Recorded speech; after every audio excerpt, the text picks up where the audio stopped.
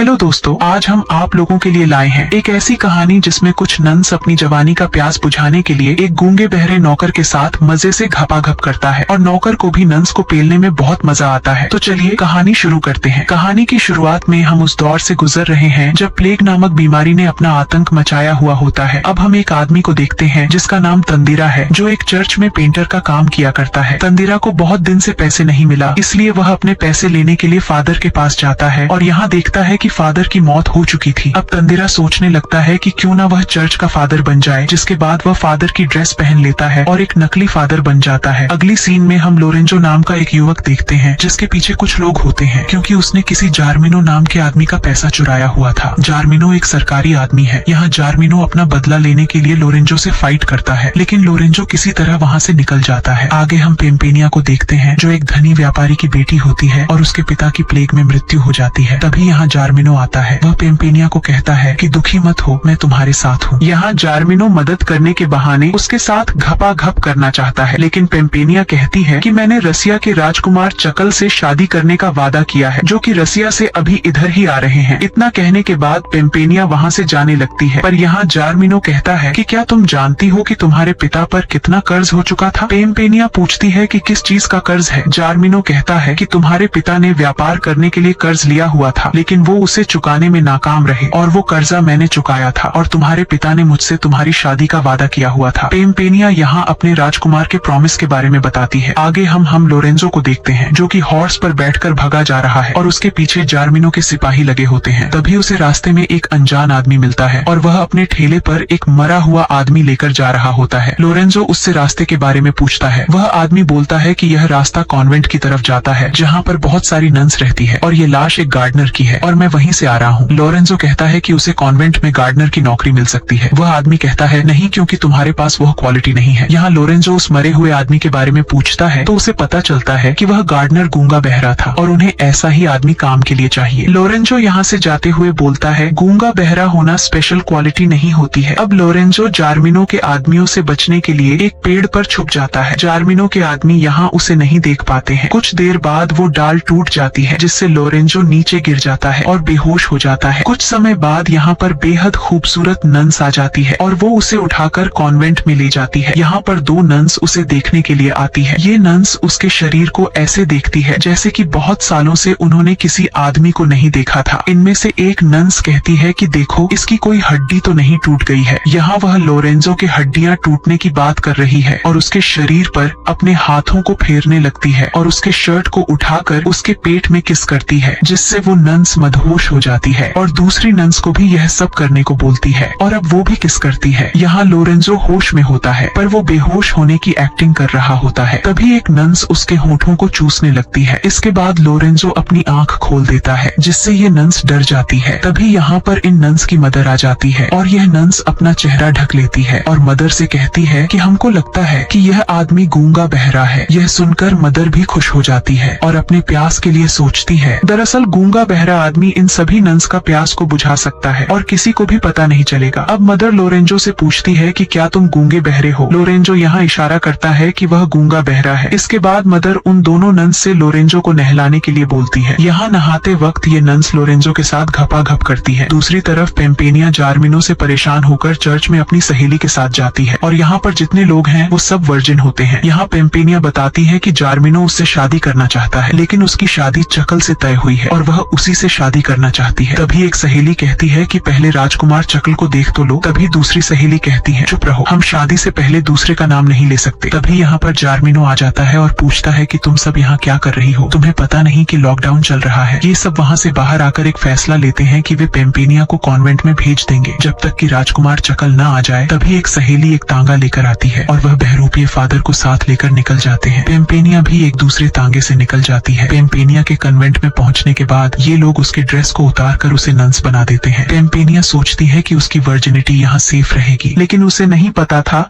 कि यहाँ पर दिन रात घपाघप होती है। तभी पेम्पेनिया की नजर लोरेंजो पर जाती है। वो नन्स से पूछती है कि यह कौन है यहाँ? नन्स उसे बताती है कि वो एक गार्डनर है जो कि बहुत मेहनती है। यह सुनकर पेम्पेनिया भी उसे पसंद करने लगती है। आगे हम देखते हैं लोरेंजो गार्डन में काम कर रहा होता है। अभी वहाँ पर एक नन्स आती है और वो दोनों नन्स से अलग थी। वह लोरेंजो को बुलाती है और वह दोनों एक पेड़ के पीछे घपाघप करते हैं। पेम्पेनिया उन दोनों को वहां जाते हुए देख लेती है और उसे जलन हो जाती है। दूसरी तरफ राजकुमार चकल महल में पधारे हैं। यहाँ चकल की मुलाकात जारमिनो से होती है। राजकुमार चकल उसे अपने नाम का महत्व बताते हैं। यहाँ राजकुमार चकल जारमिनो को पेम्पेनिया का फादर समझता है और कहता है कि मैं आपके और आपके बीवी के लिए कुछ तोहफा लाया हूँ। पर जारमिनो कहता है कि मैं पेम्पेनिया का फादर नहीं हूँ। राजकुमार चकल कहता है तो फिर आप पेम्पेनिया के दादाजी होंगे। पर जारमिनो कहता है कि मैं पेम्पेनिया का होने वाला हस्बैंड हूँ। राजकुमार चकल यहाँ मजा लेने लगता है और वहाँ से चला जाता है। तभी रास्ते में उन्हें एक आदमी मिलता है और वह बताता है कि पेम्पेनिया कॉन्वेंट में गई है और वहीं आपसे शादी करेंगी। यह सुनकर चकल उस ओर निकल जाता है। इधर कॉन्वेंट में हम देखते हैं कि लोरेंजो के कमरे में दो नन्स साथ हैं और रोमांटिक मूड में बातें करती है। यहाँ दोनों अपने ड्रेस उतारने लगती हैं। दूसरी तरफ कुछ नन्स लोरेंजो को नहलाने के लिए जा रही होती है। एक नन्स पेम्पेनिया से कहती है कि वो आज लोरेंजो को अपनी गुफा का दर्शन कराएगी, पर पेम्पेनिया कहती है कि यह सब पाप है। जवाब में दोनों नन्स कहती हैं कि हमें पता है तुम्हें जलन हो रही है, पर हम तो अपनी खुदाई जरूर करवाएंगे। लेकिन इस बार दोनों की पेलन कार्यक्रम नहीं हो पाता है। वो दोनों लोरेंजो के टब में पानी डालती है और पेम्पेनिया को अंदर बुलाती है, लेकिन पेम्पेनिया मना कर देती है। अब लोरेंजो को तैयार कर मदर नन्स के पास लाती है। यहाँ मदर लोरेंजो के साथ खूब घपाघप करती है और यह सब पेम्पेनिया को देखकर बहुत जलन होती है, क्योंकि पेम्पेनिया को लोरेंजो से प्यार हो गया था। दूसरे दिन लोरेंजो बगीचे में काम कर रहा होता है। यहाँ पेम्पेनिया एक किताब देख रही थी। लोरेंजो पेम्पेनिया को अजीब नजरों से देखता है और ढोल बजाने की सोचता है। कुछ देर बाद पेम्पेनिया उसके कमरे में आती है। यहाँ लोरेंजो समझ जाता है कि पेम्पेनिया यहाँ पर क्या करवाने आई है। लोरेंजो यहाँ उसका नकाब उतारने लगता है, पर पेम्पेनिया उसे रोक देती है और उसके आंखों पर पट्टी बांधने लगती है और कहती है कि मैं तुमसे शादी करना चाहती हूँ। जिसके बाद पेम्पेनिया एक किस करती है। आगे एक तांगा पेम्पेनिया को लेने के लिए कॉन्वेंट आ जाता है, क्योंकि यहाँ राजकुमार चकल पहुँच चुके थे। पेम्पेनिया यहाँ लोरेंजो से दूर नहीं जाना चाहती थी, इसलिए वह मदर से कहती है कि लोरेंजो गूंगा बहरा नहीं है। मदर पूछती है कि तुम्हें कैसे पता। पेम्पेनिया कहती है कि मैंने उसे बगीचे में गाना गाते हुए सुना था। अब मदर उसको चेक करने के लिए लोरेंजो के पास जाती है और कान में कहती है कि तुम्हारा कट गया है। ये सुनकर लोरेंजो घबरा जाता है और चिल्लाने लगता है और अपने आप को फंसता देख कहता है कि यह तो चमत्कार हो गया। मदर सोचती है कि यह तो सुन भी सकता है और बोल भी सकता है, इसलिए मदर उसे लात मारकर यहाँ से भगा देती है। फिर पेम्पेनिया भी वहाँ से जाने लगती है। लोरेंजो पेम्पेनिया से कहता है कि मुझे भी अपने साथ ले चलो और ये दोनों वहाँ से चले जाते हैं। दूसरी तरफ राजकुमार चकल एक तालाब में पानी पीने के लिए आता है और यहाँ पर उसे एक सुंदरी नहाते हुए दिखती है। चकल पूछता है कि क्या तुम इंसान हो। इसके जवाब में वह कहती है कि मैं एक जलपरी हूँ। चकल कहता है कि मैं एक पेम्पेनिया नाम की गर्ल से बहुत प्यार करता हूँ। इसके बाद वह गर्ल खुद को पेम्पेनिया बताती है। इसके बाद चकल का पेलन कार्यक्रम शुरू हो जाता है। दूसरी तरफ पेम्पेनिया और लोरेंजो एक चर्च में पहुँच जाते हैं। यहाँ पेम्पेनिया लोरेंजो से पूछती है कि क्या तुम किसी से प्यार करते हो। वो कहता है कि हाँ, लेकिन मैंने उसका सुंदर चेहरा अभी तक देखा नहीं है। उसने मुझे एक बार किस किया था। यहाँ पेम्पेनिया उसे एक बार आंख बंद करने को बोलती है ताकि उसे याद आ जाए कि किस करने वाली गर्ल यही है। और जैसे ही ये दोनों किस करने वाले थे, तभी यहाँ जारमिनो आ जाता है। पेम्पेनिया लोरेंजो को यहाँ से भाग जाने के लिए बोलती है, लेकिन लोरेंजो यहाँ हिम्मत दिखाता है और तभी जारमिनो इस पर हमला कर देता है। जारमिनो लोरेंजो को बहुत पीटता है और जैसे ही जारमिनो लोरेंजो को मारने वाला था, तभी पेम्पेनिया कहती है कि अगर तुमने इसको मारा तो मैं तुमसे कभी भी शादी नहीं करूंगी। ये सुनकर जारमिनो उसे नहीं मारता है, पर लोरेंजो को एक जेल में बंद कर देता है। लेकिन कुछ दिनों बाद पेम्पेनिया जारमिनो को कहती है कि जब तुम लोरेंजो को आजाद कर दोगे तभी मैं तुमसे शादी करूंगी। यह सुनकर जारमिनो को गुस्सा आ जाता है, पर जारमिनो पेम्पेनिया की शर्त को मान जाता है। यहाँ पेम्पेनिया जारमिनो से शादी नहीं करना चाहती थी। वो बस लोरेंजो की जान बचाने के लिए झूठ बोल रही थी। इसके बाद पेम्पेनिया उस फर्जी फादर से मिलती है और शादी के लिए पूरा माजरा बताती है। फादर यहाँ उसकी बात मान जाता है। इसके बाद हम देखते हैं कि जारमिनो के दो सिपाही लोरेंजो को यहाँ से दूर लेकर जा रहे हैं। यहाँ लोरेंजो दोनों सिपाही को उल्लू बनाकर वापस पेम्पेनिया की तरफ निकल जाता है। इधर जारमिनो की शादी हो रही होती है। यहाँ फादर शादी लेट कराने के चक्कर में उससे फिजूल का प्रश्न पूछने लगता है और हाथ दिखाने को बोलता है। जब जारमिनो अपना हाथ दिखाता है तो फादर उससे कहता है कि तुम्हारे हाथ कितने गंदे हैं, पहले अपना हाथ मुंह धोकर आओ। इसके बाद गुस्सा होकर जारमिनो अपना हाथ मुंह धोता है और वापस आकर अपनी तलवार फादर के गले पर रख देता है। लेकिन तभी यहाँ पर राजकुमार चकल आ जाता है और साथ में लोरेंजो भी आता है। ये दोनों मिलकर जारमिनो को पेलने लगते हैं। यहाँ जारमिनो भागने की कोशिश करता है, पर लोरेंजो उससे फाइट करने लगता है। इस फाइट के दौरान लोरेंजो उसे एक कुएं में धकेल देता है। तभी यहाँ पर पेम्पेनिया आ जाती है और वह चकल से कहती है कि मैं तुमसे शादी नहीं कर सकती हूँ। ये बात सुनकर चकल को शक होने लगता है, पर पेम्पेनिया जब अपना चेहरा दिखाती है तो चकल कहता है कि तुम पेम्पेनिया नहीं हो, पेम्पेनिया तो मुझे तालाब में मिली थी। तभी यहाँ पर दूसरी पेम्पेनिया आ जाती है। इसके बाद लोरेंजो वहाँ से जाने लगता है। पेम्पेनिया उसे रोकती है और पूछती है कि तुम कहाँ जा रहे हो। वह कहता है कि मैं उसी किस वाली गर्ल को खोजने जा रहा हूँ और उसी से शादी करूंगा। यहाँ पैम्प नेया लोरेंजो से आंख बंद करने को कहती है और उसे किस करती है। लोरेंजो तुरंत पहचान जाता है और इसी के साथ ये कहानी खत्म होती है। अगर आप लोग इसी तरह के वीडियो देखना चाहते हो तो मेरे चैनल को सब्सक्राइब जरूर कीजिए। धन्यवाद।